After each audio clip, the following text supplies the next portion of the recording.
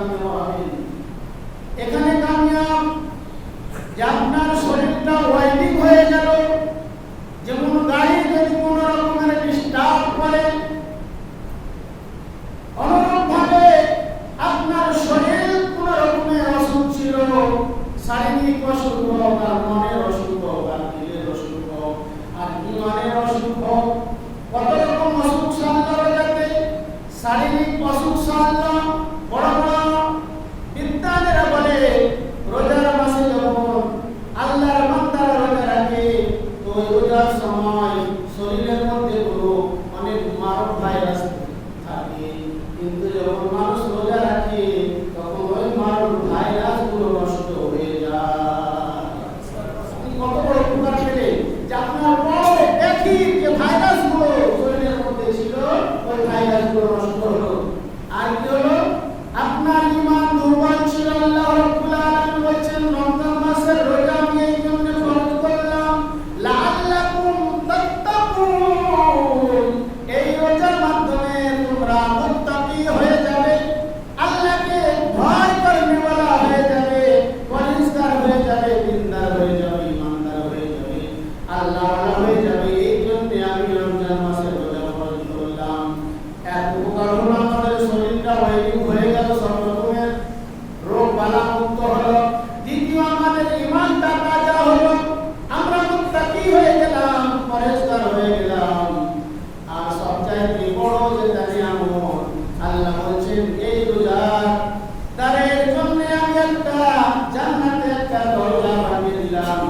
সেই দরজাটার নাম হলো রাইয়ান।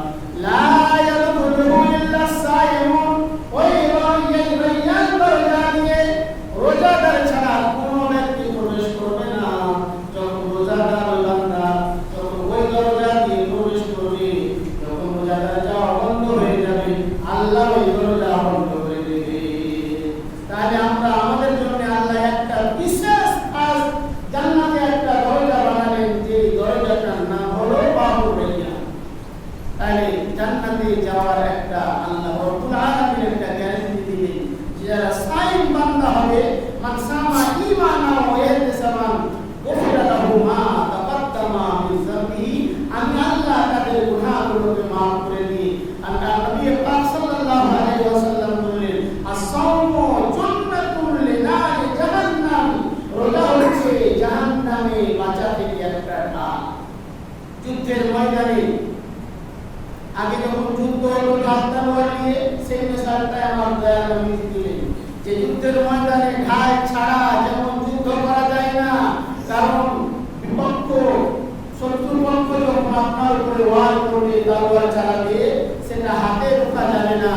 সেটা রুখতে গেলে ঢালের প্রয়োজন হয়। ওই ঢাল দ্বারায় ওর আঘাতটা রোকা হয়, তারপরে প্রতিঘাত করা হয়। তো রাসূলুল্লাহ সাল্লাল্লাহু আলাইহি ওয়াসাল্লাম উপমা দিয়ে মিসাল দিয়ে বোঝাতে চাইলেন, আস-সাওমু জান্নাতুল লিনারি জাহান্নাম। বান্দা যখন কোনো কারণে জাহান্নামে যাবে, কোনো গুনাহের কারণে যখন আল্লাহ রাব্বুল আলামিন বলবেন জাহান্নামে যাবে, রোজা আপনার সামনে এসে দাঁড়িয়ে যাবে, রাস্তায় এসে দাঁড়িয়ে যাবে, বলবে মামুন, এই বান্দা দুনিয়ার মধ্যে আমার ইজ্জত করেছিল, আমাকে পালন করেছিল, আমার বড় যত্ন নিয়েছিল, একটি মাস তোমাকে রাজি করার জন্য রোজা রেখেছে মামুন, এই যাবতীয় গুনাহগুলো মাফ করে জান্নাতি বানিয়ে দাও। আপনার জন্য সুপারিশ করবে এই মাহে রমজানে রোজা, আল্লাহর কাছে সুপারিশ করে আপনাকে জান্নাতে নিয়ে যাবে এই মাহে রমজান মুবারকের রোজা। তাহলে আপনার সবচেয়ে বড় উপকার হলো এই মাহে রমজানের মাস যদি আপনি সঠিকভাবে পালন করে থাকি, কিয়ামতের দিনে আমার জন্য সুপারিশ করবে। আর জাহান্নামে যদি কোনো কারণে আল্লাহ পাঠাতে চান, আল্লাহর সামনে দাঁড়িয়ে যাবে, রাস্তায় আর হয়ে যাবে, আল্লাহকে বলবে মাফ করো, এই বান্দাকে তুমি তোমার যাবতীয় গুনাহ মাফ করে দিয়ে জান্নাতে বানিয়ে দাও। জান্নাতি আল্লাহ রাব্বুল আলামিন এই রমজানুল মুবারকের সুপারিশে আপনাকে জান্নাতি বানিয়ে দেবে। বিরাদাতিল্লাহ ইসলাম, আল্লাহ তাবারাক ওয়া তাআলার এই পবিত্র মাহে রমজানুল মুবারকের মাস আমরা পেলাম। যারা রোজা রাখলাম, সুবহানাল্লাহ, আলহামদুলিল্লাহ, আমরা কত বড় একটা সওয়াব দেখি আমরা পেলাম, যে অন্য মাসে আপনি ইবাদত যেটা করতেন তার 70 গুণ বেশি এই মাসে আপনাকে আল্লাহ সওয়াব দিলেন। আর তারপরে আপনি একটা জাহান্নামের একটা ঢাল পেয়ে গেলেন, জাহান্নাম থেকে আপনার বাঁচার একটা অস্ত্র হয়ে গেল। দ্বিতীয়ত আপনার শরীরটা রোগ মুক্ত হয়ে গেল। আল্লাহ সুবহানাহু ওয়া তাআলা এই রমজানুল মুবারকের মাস আমাদের কাছ থেকে বিদায় হয়ে চলে যাবে। আবার 1 বছর পর 11 মাস আবার রমজান মাস আসবে। এই রমজান মাসে কে হায়াতে থাকবে, কে মামাত যাবে, কে জিন্দা থাকবে, কে মরবে, কোনো গ্যারান্টি নাই। গত বছর রমজানে যারা যারা আমাদের সঙ্গে ছিল অনেকেই নাই, মাটির উপর থেকে মাটির তলে হয়ে গেছি। আজকে আমি আসছি মাটির উপরে আছি। আবার আগামী বছর রমজান মাস আসার সময় আমি মাটির তলে থাকবো না উপরে থাকবো, কেউ বলতে পারবে না, পারবে না। তাহলে ক্ষমতা নাই যে বলতে পারে যে এই বছর আমি রোজা করলাম না, আগামী বছর আমি রোজা পালন করবো। অনেকে বলছে, একটা লোক চায়ের দোকানে বসে বলছে, হুজুর, যেদিন আমি মিথ্যা কথা বলা ছেড়ে দিব, আমি আমার এই হারামের ব্যবসা ছেড়ে দিব, সেদিন রোজা রাখবো, নামাজ পড়বো। আমি বললাম, ভাই আপনি হলেন শয়তানের গোলাম। শয়তানে আপনাকে এমন ভুলিয়ে রেখেছে, এমন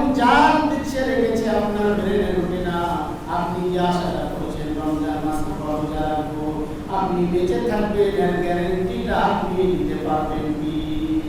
আপনি বেঁচে থাকবেন এর গ্যারান্টি আছে যে আগামী বছর রমজান মাস আমি পাবো, আবার আমি রোজা রাখবো, নামাজ ধরবো, এই বছর করলাম না হুজুর, আগামী বছর আমি সব ছেড়ে দিব, একদম নামাজ আর রোজা ধরে দিব? কোনো গ্যারান্টি নাই।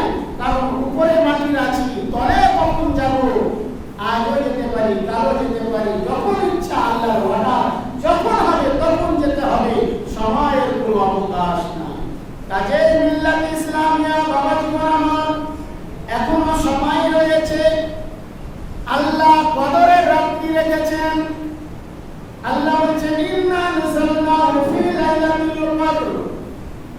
আমি এত রমজান মাসকে সারা মাসের মধ্যে বেছে নিলাম, তারপরে সারা রাত্রির মধ্যে আমি কদরের রাত্রিকে বেছে নিলাম। যারা যারা আমার বান্দারা কদরের রাত জেগে জেগে ইবাদত করবে, আমি ওই এক রাত্রির ইবাদতে ৮০ বছরের ইবাদতের নেকি তার আমলনামায় দিয়ে দেব। আল্লাহ তাআলা যখন আমাদের বয়স কমিয়ে দিলেন, দয়ার নবী সাল্লাল্লাহু আলাইহি ওয়াসাল্লাম বলেন, মাহবুব আমার উম্মতেরা কম বাঁচবে, বনি ইসরাইলের উম্মতেরা, অন্যান্য নবীর উম্মতেরা ৮০০ বছর, ৯০০ বছর, ১০০০ বছর বেঁচেছে, তাহলে তারা তো বেশি ইবাদত করেছে, আমার উম্মতের ইবাদত কম হয়ে যাবে নাকি? কম হয়ে যাবে। আল্লাহ সুবহানাহু ওয়া তাআলা বলেন, হাবিব আমি আমার উম্মত, আমি আপনার উম্মতের জন্য বছরে একটা রাত দিলাম, যেটা কদরের রাত, খায়রুম মিনাল শাহর, ১০০০ মাসের চাইতে অতি উত্তম মাস। মানুষ ১০০০ মাস ইবাদত করে যে নেকিটা পাবে, একটি রাত যদি জাগিয়ে ইবাদত করে, আমি আল্লাহ তার আমলনামায় ওই নেকি দিয়ে দেব। আমরা অচেতন, আমরা বুঝছি না যে আমাদের কাছ থেকে রমজানুল মুবারক বিদায় হয়ে যাচ্ছে। আল্লাহ রাব্বুল আলামিন বলছেন, আমার বান্দারা রমজান মাসে রোজা রাখে, এই রোজার কারণে তাদের আমলনামার পরিস্থিতি কেমন হয় জানা আছে নাকি? রাসূলুল্লাহ সাল্লাল্লাহু আলাইহি ওয়াসাল্লাম বলেন, সাইম বান্দা যখন একটি মাস কষ্ট করে রোজা রেখে ঈদের ময়দানে যায়, আমার আল্লাহ ফেরেশতাদেরকে ডেকে ডেকে বলেন, আমার ফেরেশতারা শোনো, তোমরা যে আদম বানাতে নিষেধ করেছিলে, দেখো আমার আদমের সন্তানেরা, আমার শ্রেষ্ঠ সৃষ্টি মানুষেরা আমার ১ মাস ধরে কষ্ট করে আমাকে রাজি করার জন্য রোজা রাখলো, আর ঈদের দিনে তারা ঈদের নামাজ পড়তে এসেছে। ফেরেশতা তোমরা সাক্ষী থাকো, যে বান্দা বান্দি আমার একটা মাস কষ্ট করে আমাকে রাজি করার জন্য রোজা রাখলো, আমি আল্লাহ করুণা করে ওই বান্দা বান্দির পূর্বেকার গুনাহগুলো আমলনামাতে মুছে দিলাম। এত বড় উপহার রমজানুল মুবারকের মাস, এত বড় একটা নিয়ামতের মাস, আমরা পেয়েও যদি নিজের কপাল পুরা হয়, ভাগ্য যদি আমরা খারাপ করি, তাহলে আমাদের কতটা আমরা পাপী বান্দা। এই রমজান মাস পেয়ে আমার নাম থেকে আমি গুনাহগুলো মুছে দিতে পারলাম না। বিল্লাহ ইসলামিয়া ওয়া তুবু ইলাল্লাহি তাওবাতান নাসুহা। আল্লাহ বলেছেন, ওহুদ পাহাড়ের সমান গুনাহ করে যদি তুমি বান্দা আমার কাছে আসো, সমুদ্রের পানি আর পাতালের পানি, সব পানি মিলে জাহান্নামের আগুন নিভাতে পারে না, কিন্তু আমার বান্দা যখন নিরালায় বসে, নীরবে বসে আমার দরবারে কেঁদে কেঁদে যখন চোখের জল ছাড়ে, আমি আল্লাহ এক ফোঁটা চোখের জলের ওসিলায় আমার বান্দার উপরে জাহান্নামের আগুন হারাম করে দেয়। এক ফোঁটা চোখের জল ছাড়েন না কবরের রাত্রিতে জেগে জেগে নিজের পূর্বেকার গুনাহগুলো, পাপগুলো আল্লাহকে গুনে স্মরণ করিয়ে দিয়ে, মামুর আমি এই পাপ করেছি আল্লাহ, আর পুনরায় জীবনে এই পাপ করবো না, এই অন্যায় করবো না, তবে গফুর রহিম আল্লাহ তুমি আমাকে ক্ষমা করে দাও। আল্লাহ বলেন, যারা আমার কাছে এইভাবে কেঁদে কেঁদে গুনাহ মাফি চাইলো, আমি আল্লাহ ওহুদ পাহাড়ের সমান যদি গুনাহ থাকে, আমি আল্লাহ তাকে মাফ করে দেব। আল্লাহ মাফ করার জন্য ডাকছে, এসো কোন বান্দা আমাকে হালকুল মুস্তাগফিরিন ফাস্তাগফির লাহু, কোন বান্দা আমার কাছে